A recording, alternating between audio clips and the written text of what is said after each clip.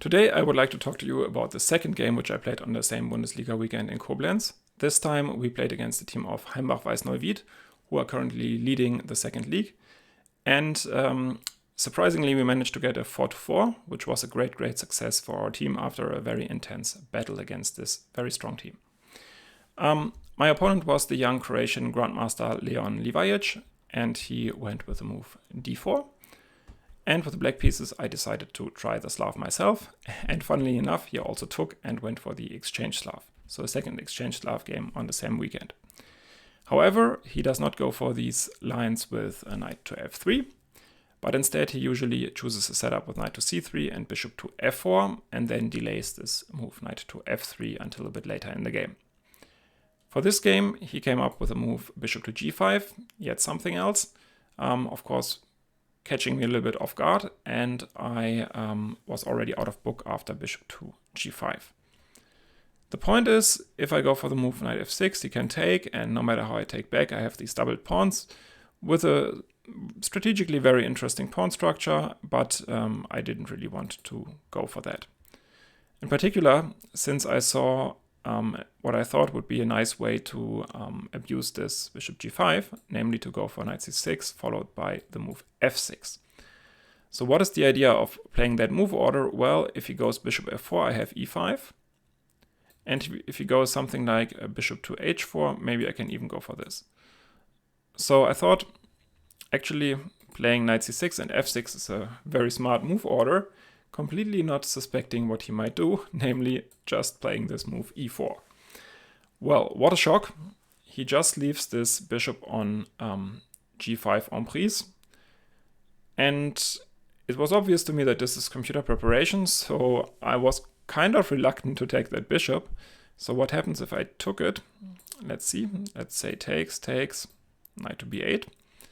Well, I thought white could maybe even go something like knight f3, but also this move bishop b5 check is actually not so bad, because if I play something like this, say this, maybe takes, his pieces can still barely my pieces can still barely develop, and my white squares are quite weak. So it was kind of hard to believe for me that this works for white, but still, I was not really thrilled to go into these complications without having any computer analysis, whereas he most likely had this position dialed with the computer before the game. So for that reason, I decided not to take the bishop, but went for the move d takes e instead.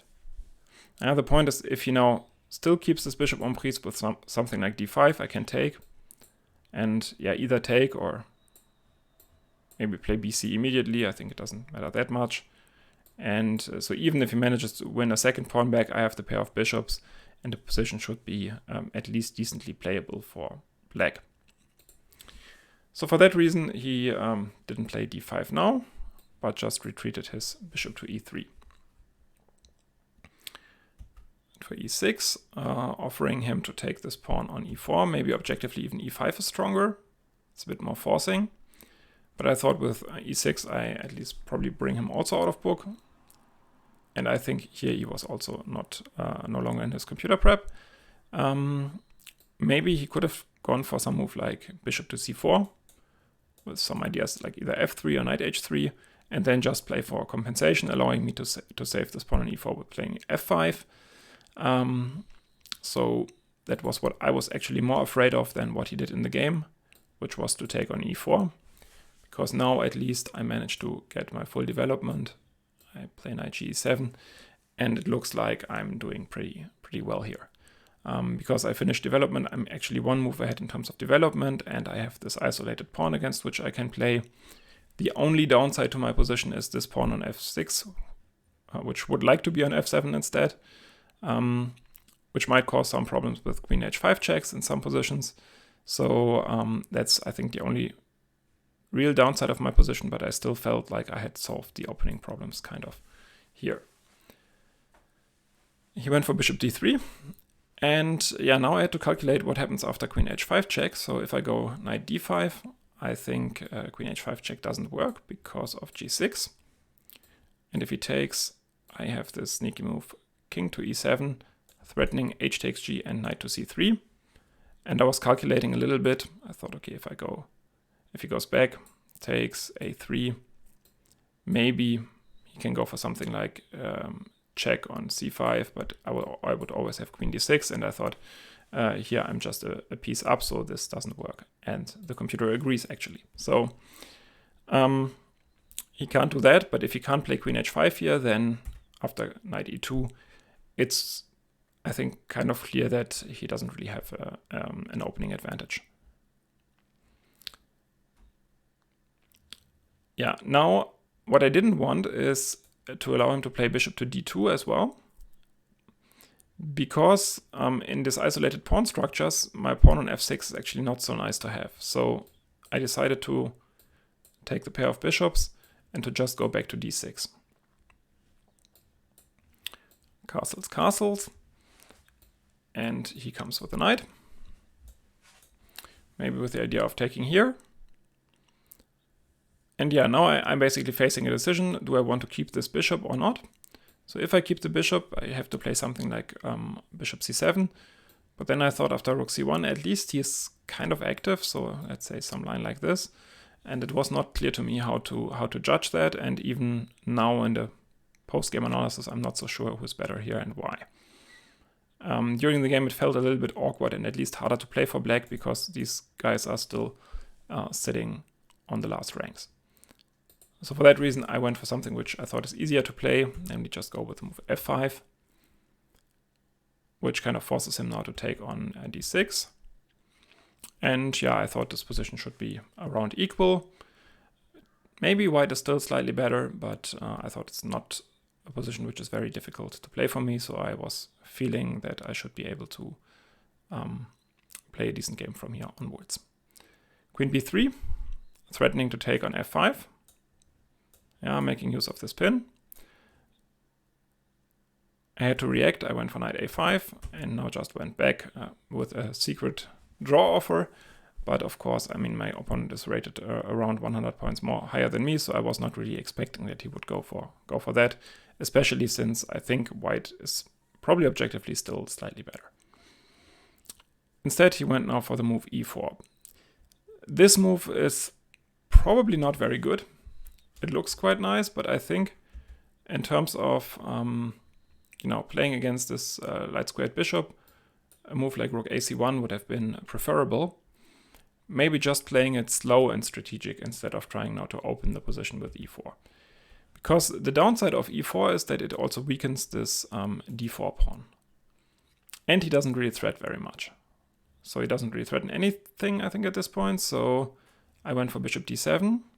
If I take here instead, I thought this is kind of dangerous. Let's say takes, rook f1 is coming, maybe queen c2 is coming, and I thought white is a little bit ahead in development, and I was not entirely comfortable about that. And at the same time, I saw that this pawn on d4 is now relatively weak, yeah, because can't really be defended. So I thought, okay, why don't I just go bishop d7, and later on maybe play against this pawn. Okay, e5, grabbing some space. And now I start to play against this pawn. Rook c8 with the idea of playing queen b6, which would then threaten some discovered attacks like knight e5. So he decided to take. But now it's all pretty forced. I went for this b5, took on c1 and played rook c8. Yeah, and here I was a bit surprised that he didn't take on c8. I thought, okay, he will take, maybe go for something like knight c3, a6. And yeah, I have a clear plan to play something like that, and it will probably end in a draw. But actually, maybe he didn't like it, also for the reason that I have some knight d3 sometimes. Or he just thought that this is not enough, and he wants to play for a win. And I think if he takes on c8, he can't really do that anymore. So he decided to go for rook d1, which I felt is quite risky. Because now, I mean, my play is actually quite easy. King f7. And now I just went for bishop to c6, defending against any d5 issues that might arise. Rook d2. yeah, now I just prepare some exchanges on d5, knight d5 or bishop d5, overprotecting b5. Rook f2, threatening rook f5, but now after king e7, I felt that I'm already doing pretty fine, and I was actually expecting him to maybe go back, and then I thought maybe something like this, maybe it takes in some way. And white is probably able to hold this, but I thought black is maybe slightly better here. Instead, he now went for something which I considered to be extremely risky when I was calculating it, namely the move a3, and I think it is indeed pretty risky. So I went in. And yeah, here I started to get a little bit low on time, and I calculated different moves. The move knight f4, which I played in the end, and this move bishop to e4. And yeah, after bishop e4, I was first thinking about bishop e2, something like takes, takes, takes, takes. And yeah, I thought white is probably able to hold this, although it's yeah, maybe black can still push somewhat here. Yeah, so I would prefer to be black, but it's probably possible for him to hold this. And then I was also suddenly thinking about this move, just creating some space, maybe threatening to take. And I got a bit scared, but this I think is nonsense, because I can just go for rook d8 and then actually take on d4, and he's just going to lose that pawn. That said, I think after bishop e4, bishop c2, he's still definitely a favorite to keep this game together. So I went for knight f4, h4. Strong move, grabbing some space. And here the computer gives the move rook to d8, which I didn't really consider. I thought, okay, you can just go g3. And now after knight d5, we land back in a position which is a worse version of the game. But I have this move, which I completely missed, which now threatens to play knight takes e5. And the point is that I can now chase down his rook with the bishop f3, but this is very computerish. Rook d3, and now just bishop back to g4, threatening this knight to e5, which is now hard to parry. Computer gives some strange line, which I want to show you. Takes, but now just rook e3. Takes, d5, and says white is probably in time to hold it together. That said, had I seen this option in this position, I would definitely have gone for rook d8, but I didn't, and so I went for the move knight to d5, which seemed to me like being a comfortable equality for black. Yeah, and that's what now also transpired in the game. He took twice and went for the move king to f2. And yeah, when we reached this endgame, I was not sure who's playing for a win. Probably nobody. But yeah, after rook c1, I thought, okay, if he now really goes crazy, I can also win this with black. So if he goes for something like king f4, king g5, I think this is just way too slow. Can probably even go something that of that type. So instead, he went for the more quiet move, king to d3. And now, after some more exchanges, he played the move rook to c2, offering an exchange of rooks, which I took in the game. But yeah, probably I could have continued a bit with this move, rook to d1, something like this. And here, then I would have had to think if I really want to continue, which in the game looked a bit risky to me, but probably it's fine to continue with something like f4.